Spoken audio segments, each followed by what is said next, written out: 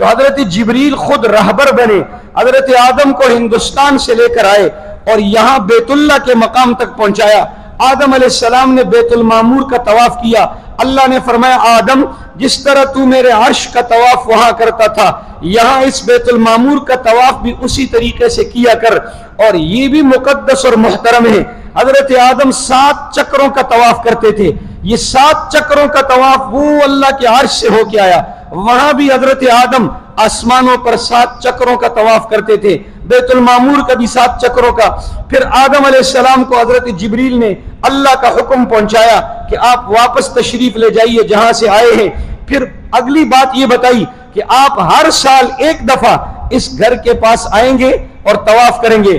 तो आदम अलैहिस्सलाम को जब हुक्म मिला कि आप हर साल एक दफा यहां तशरीफ लाएंगे, बैतुल मामूर का तवाफ करेंगे, तो उन्होंने पूछा कब, कौन से मौके पर? तो जिब्रील ने बताया, ये अभी जिस मौके पर आए हैं वो वक्त भी जिस वक्त हजरत आदम आए थे वो जिलहिज्जा का महीना था, और उसी जिलहिज्जा में आज हज चल रहा है और कयामत तक ये चलता रहेगा। तो हजरत आदम अलैहिस्सलाम कहने लगे जिब्रील से कि मैं जब साल बाद आऊंगा, हो सकता है अब तो ये लकदक सहरा है, बेआबान है और कोई इर्द गिर्द तामीरात नहीं, लेकिन साल के बाद हो सकता है यहाँ का नक्शा तब्दील हो, चेंज हो, इमारतें बन जाए, या चूंकि उस इलाके में सैलाबी रेलें भी आते थे, सैलाबी रेलों से इसकी शनाख्त ना हो सके तो मैं इस इमारत को कैसे पहचानूंगा? कोई अलामत निशानी मेरे लिए मुकर्रर की जाए।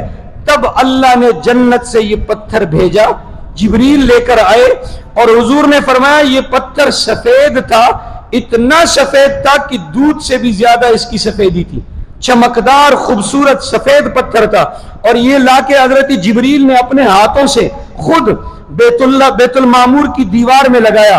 फिर ये लगा रहा। तूफानी नूह जब अल्लाह ताला ने नूह अलैहिस्सलाम के जमाने में जमीन पर सैलाबी रेला लाने का अल्लाह ताला ने इरादा फरमाया, तब हजरत जिब्रील को हुक्म हुआ कि बैतुल मामूर को वापस ऊपर ले आओ अपनी जगह पर। उन्होंने पूछा, अल्लाह इस पत्थर का क्या करूं, ये भी ले आऊं? अल्लाह ने फरमाया, नहीं, ये मेरी तरफ से तमाम औलाद आदम के लिए हदिया है। हदिया वापस नहीं किया जाता, हदिया तोहफा वापस नहीं किया जाता। हदीस में आता है हदिया और तोहफा देकर वापस करने वाला ऐसा है जैसे कोई के करे और फिर उसको चाट ले, मना है, शरान मना है। इसलिए हदिया और तोहफा और हेबा भी जब दिया जाता है, फिक़ह की किताबों में हम पढ़ते हैं, तो उसमें भी जिस शख्स को वो दिया जाता है वो उसका मालिक बन जाता है, इसी तरह जैसे वो खरीद कर मालिक बनता है। तो अल्लाह ने फरमाया इसको ऊपर नहीं लाना, इसको अबू कुबैस की पहाड़ी पर रखो।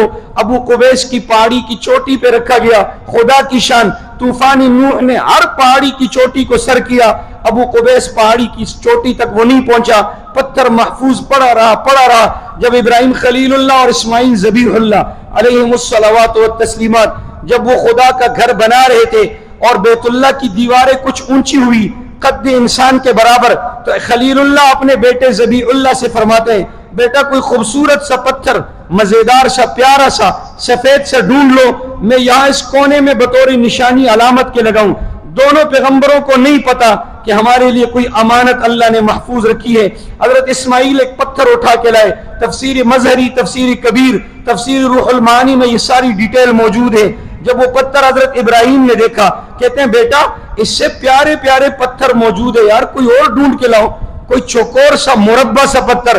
तो वो आगे जाने लगे तो बाप कहने लगे हजरत इब्राहिम अलैहिस्सलाम, बेटा वो सामने अबू कुबैस पहाड़ी है, वहां उस पहाड़ी के दामन में बड़े खूबसूरत पत्थर पड़े हैं, चौकोर मजेदार मुरब्बा, वहां से कोई पत्थर ढूंढ के लाओ। इस्माइल अलैहिस्सलाम जब वहां गए तो उस पहाड़ से आवाज आई कि ए अल्लाह के खलील के बेटे, तेरी एक अमानत मेरे पास है, ये ले ले। और उन्होंने जब यूं ऊपर देखा, आवाज ऊपर से आई, ऊपर से ये सफेद पत्थर लुढ़कता हुआ नीचे आया उनके कदमों में। उन्होंने उठाया, अपने बाप हजरत इब्राहिम खलीलुल्लाह को दिया, सारी डिटेल बताई, पत्थर वहां नस्ब हुआ।